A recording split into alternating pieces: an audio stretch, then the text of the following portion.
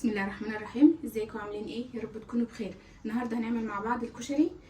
طبعا الولاد عندي عايزين ناكل كشري يا ماما. رحنا نطلب كشري الطبق الصغير اللي هو يا دوب هيكفي ولد عمره 6 سنين. لا مش هيشبعه ب60 جنيه. طيب ليه؟ ما احنا ممكن نعمل اكبر حل عندنا في البيت ومش هتكلف كلها على بعضها. يعني لو عملت مثلا جبت نص مكرونه على ربع حمص على ربع عدس، كل الموضوع هيكلف معاكي 50-60 جنيه، وهتعملي هتاكلي لما تشبعي انت والعيله. يعني عشان تجيبي مثلا 4 افراد هتجيبي طبق الوسط مثلا ب80 جنيه او ب90 جنيه. عايزه ميزانيه بقى. طيب ليه عملنا الكشري بكل بساطه وباسهل طريقه وباقل الامكانيات؟ وفرنا على قد ما نقدر، والطعم عايزه اقول لكم قلب الدنيا، الريحه خطيره. سهل وبسيط. عملنا كله، ولعنا كذا عين زي ما هتشوفوا في الفيديو عشان ما نوقفش كتير. طبعا كلنا بنهرب من عمل الكشري عشان بياخد وقت، وخصوصا لما نعمل الكشري اللي هو على اصول كل حاجه لوحدها. طبعا انا عملت معاكم من زمان قوي اول ما فتحت القناه الكشري اللي هو الحله الواحده اللي بنحط كله في حله واحده. ده برده بطريقته سهله وعلى السريع بتخلصي، بس انا عملته معاكم النهارده وقفه واحده. عملنا كل حاجه على البوتاجاز. طريقه هتعجبكم، والطعم والريحه لو جربتوه بالطريقه دي بجد تحفه.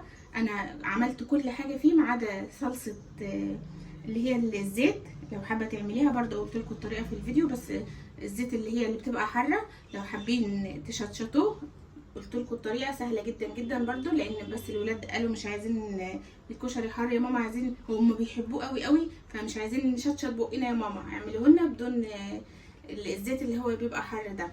يلا نبدأ الفيديو عشان ما نرغش كتير ونشوف عملنا الكشري الجميل ده ازاي. شايفين تحفة فنية، حلو قوي قوي. طبعا انا دقته حكاية. وحمرنا البصل وعملنا كل حاجة. يلا نبدأ الفيديو ونشوف عملناه ازاي مع بعض. تعالوا نبدأ كده في الكشري. طبعا هنشغل كذا عين عشان مش عايزين نقف كتير. طبعا الكشري عارفين ان احنا بنعمل اكتر من حاجة، فهنشغل العين كلها عشان نخلص في وقت قصير وما نتعبش وما نزهقش بعد كده ان هم يطلبوا الكشري ونعملوه في البيت. معلقه هنا على ميه خلاص غليت، هنزل بس فيها كده بمعلقه ملح. دي هسلق فيها المكرونه، وهنا الطاسه ديت هنزل بيها كده في شويه زيت كميه حلوه بقى عشان ديت اللي هنعمل بها الكشري كله. هنا هنحمر البصل الاول عشان الزيت ياخد كمان طعم البصل ونشتغل منه بقى الكشري كله. نسيبه بقى يسخن كده. تعالوا كده على ما يسخن الزيت. معايا هنا نص كيلو مكرونه، طبعا انا جايباها مشكل. معايا سباكيتي، ومعايا اللي هي المكرونه القلم، والمكرونه السوسته، والمكرونه اللي هي المرمريه الصغيره كده. 4 انواع. هنزل بهم في الميه كده يتسلقوا، وكمان الزيت بتاعي خلاص سخن. هنزل بقى بالبصل احمره.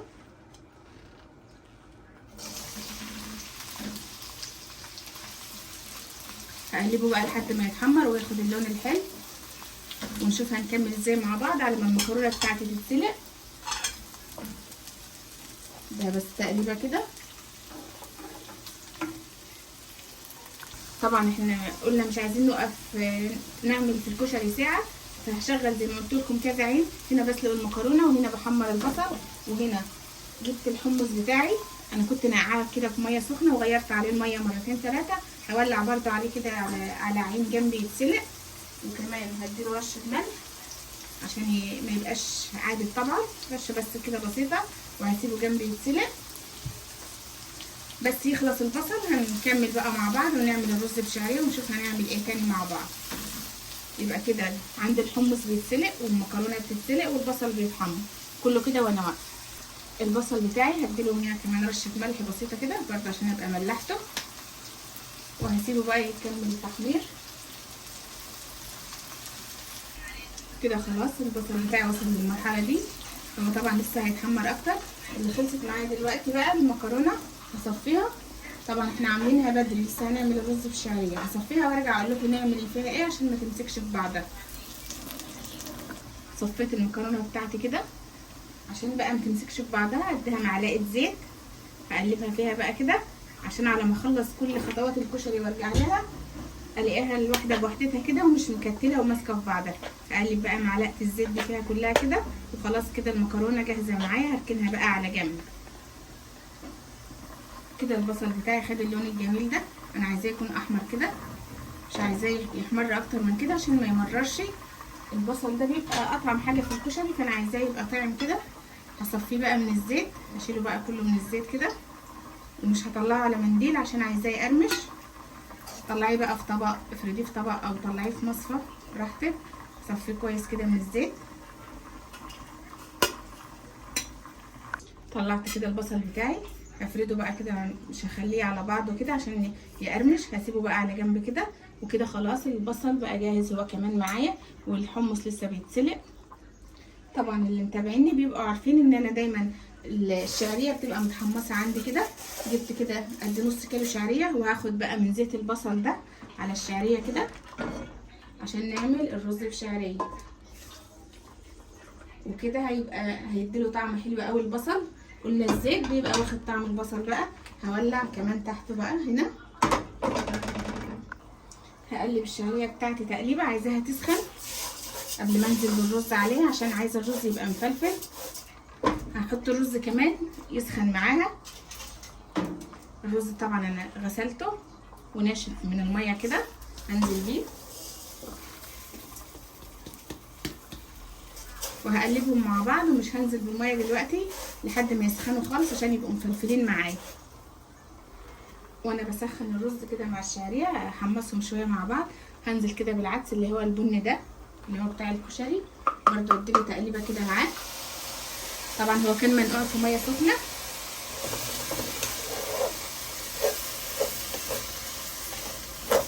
وهو هيستوي كده مع الرز.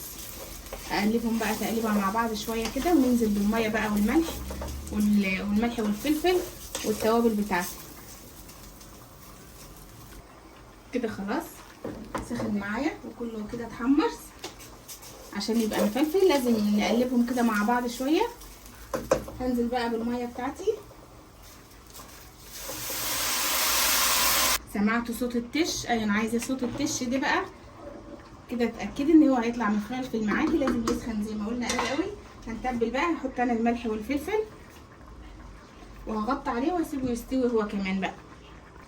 كده خلاص الحمص بتاعي كمان استوى. هشيله بقى، اصفيه واغسله من تحت الحنفيه واركنه على جنب ويبقى جاهز معايا. والرز والشعريه هغطي عليه يستوي ونكمل ونشوف هنعمل ايه مع بعض. تعالوا دلوقتي نعمل الصلصه بتاعه الكشري. هو كده المفروض فاضل 3 حاجات للكشري، بس انا هعمل حاجتين اللي هي دقه الثوم والخل والليمون والصلصه ودقه الشطه. بس الملاكه عندي مش حابين الشطه فانا مش هعملها، بس هقول لكم طريقتها سهله جدا تعملوها ازاي. معايا هنا 10 فصوص توم كده فرمتهم، هاخد 3/4 للصلصه وهسيب الربع هقول لكم هنعمل بيه ايه دلوقتي. ومعايا هنا بقى طماطم ضربها في الخلاط، صلصه جاهزه، اي صلصه عندك موجوده. هنعمل بقى صلصه الكشري. تعالوا بقى كده نروح على البوتاجاز ونشوف هنعمل ايه. ولعت كده على باقي الزيت اللي باقي من البصل من تحمير البصل كده، وهاخد زي ما قلت لكم 3/4 كده التوم اللي انا فرماه، هنزل بيه كده في الزيت واديله تحميصه لحد ريحته ما تطلع كده. وننزل بالصلصه. تعالوا نبص على الرز وجماله. شايفين الرز مفلفل ازاي؟ خلاص هو كده استوى. شوفوا فلفله الرز ريحته خطيره، ريحته بجد رهيبه. يتاكل اكل كده خف من غير باقي المكونات، رهيبه. تحفه. شايفين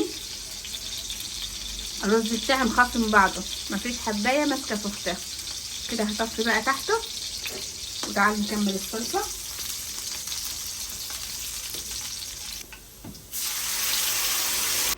نزلت كده بالصلصه.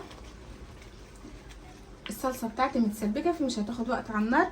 والصلصه كده سميكه. طبعا عارفين ان صلصه الكشري بتبقى خفيفه، فانا هديها كده ميه. هنزل كده بميه. القوام بقى اللي انت عايزاه، عايزه تقليها عايزه تخففيها ده براحتك انتي.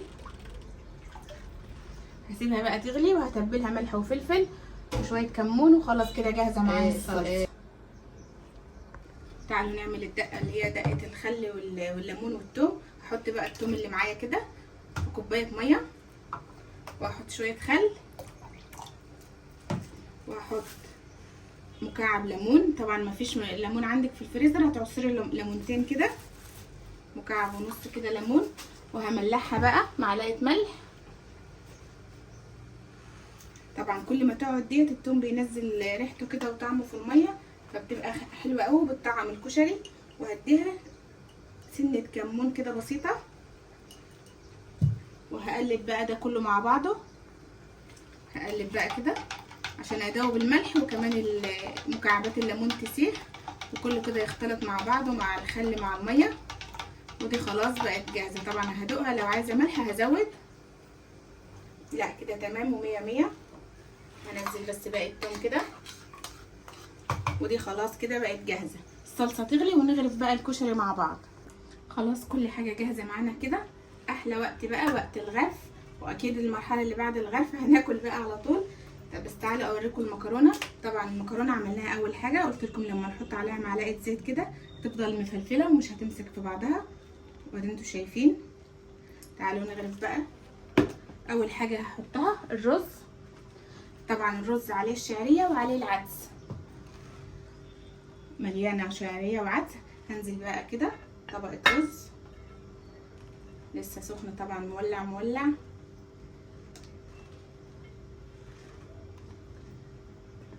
الريحه خطيره بجد رهيبه. هوزع بقى الرز بتاعي كده في الطبق، وهنزل بقى بالمكرونه.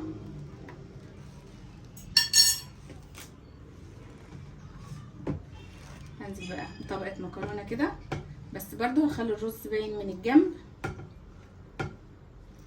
كده.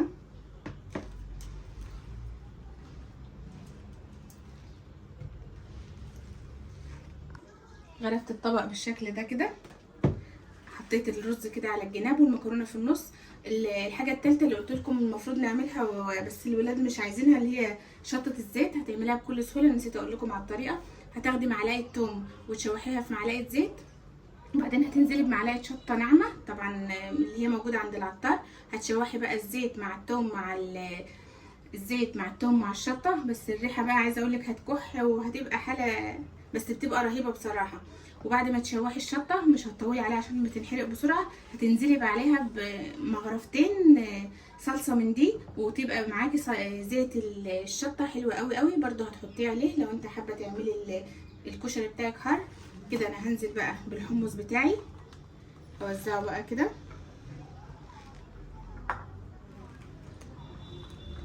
وكتري كتري كتري.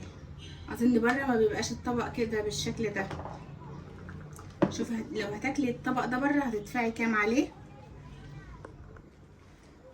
هنزل بقى بالصلصه بالشكل ده. طبعا وهنحط صلصه جنب الطبق، اللي يحب يزود براحته. واللي هي الدقه بتاعت الخل والثوم والليمون برضو هنزل كده بيها. دي بقى بتخلي الطعم رهيب رهيب رهيب والله رهيب. كمان دي برضو هنخليها جنب الطبق، اللي يحب يزود ساعة الاكل يزود بالشكل ده. واخر حاجة واحلى حاجة البصل المقرمش. هننزل بقى كده بشوية بصل، نحط شوية كده في النص، وعلى الجناب بقى كده بصل. دي بتبقى احلى حاجة في الكشري بجد البصل ده. وكده خلاص الطبق بقى جاهز معايا للاكل. رهيب. طبعا في كمية كبيرة من الرز والمكرونة زي ما شفتوا. دي حاجة بسيطة وعملناه. لو هنكلف من بره عايزين ميزانية بقى 400 جنيه عشان الأسرة تاكل كشري ومش هتشبع كمان. عملناه بأقل الإمكانيات وكمان ما تعبناش عليه زي ما شفتوا في الفيديو. كله عملناه جنب بعضه كده. حطيت كمان جنبه هنا صلصة عشان اللي يحب يزود. وادي دقة الخل والملح، الخل والثوم والليمون برضو دي بتطعمه، بتديله طعم حلو قوي قوي، وخصوصا كل ما يقعد التوم كده فيه بينزل طعمه وريحته. وحطينا فيها رشه كمون، اللي انتوا شايفينه على وشه ده رشه كمون زي ما شفتوا مع بعض. يلا بقى ندوق كده ونشوف الطعم. طبعا هاخد من اللي عليها بصل، ندوق كده ونقول بسم الله. شايفين المعلقه واخده الحمص والعدس والرز والمكرونه والبصل. ندوق بقى كده بسم الله.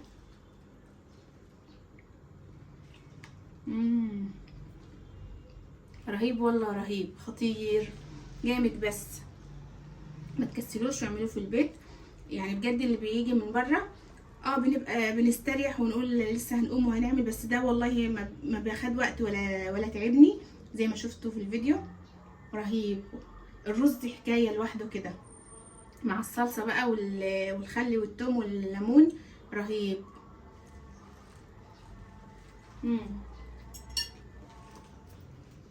لا لا لا لا، مش قادره، عايزه نقضي الطبق كله. زي ما شفتوا في الفيديو سهل جدا وبسيط، ما تكسلوش واعملوا لاولادكم. طبعا الاولاد خدوا الاجازه. كده هنهي معاكم الفيديو بقى عشان اعتقد هيبقى طويل عليكم شويه.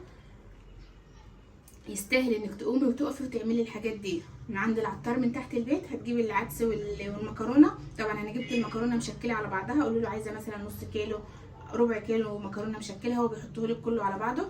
واعملي الكشري لاولادك في الاجازه قاعدين في البيت، بدل ما يطلبوا من بره ما انتش ضامناه نظافته معمول ازاي، انت كده ضامناه وعاملاه بايدك.